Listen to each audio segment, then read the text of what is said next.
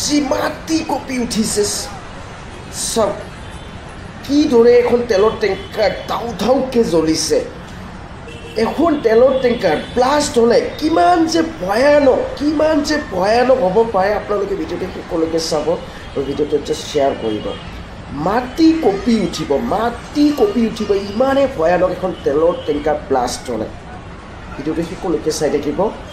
আৰু সতৰ্ক কৰি দিছোঁ সাৱধান কৰি দিছোঁ যদিহে আপোনালোকৰ ওচৰে পাঁজৰে তেলৰ টেংকাৰ নাই বা গেছৰ টেংকাৰ আপোনালোকে চাইছে তেন অলপ দূৰত্ব বজাই ৰাখিব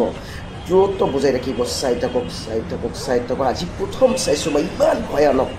ইমানেই ভয়ানক ভিডিঅ'টো এটা শ্বেয়াৰ কৰিব চাই থাকক মানে ইমানেই ভয়ানক আপোনালোকে চালে ক'ব পাৰিব আৰু কমেণ্ট এটা কৰিব ৱাও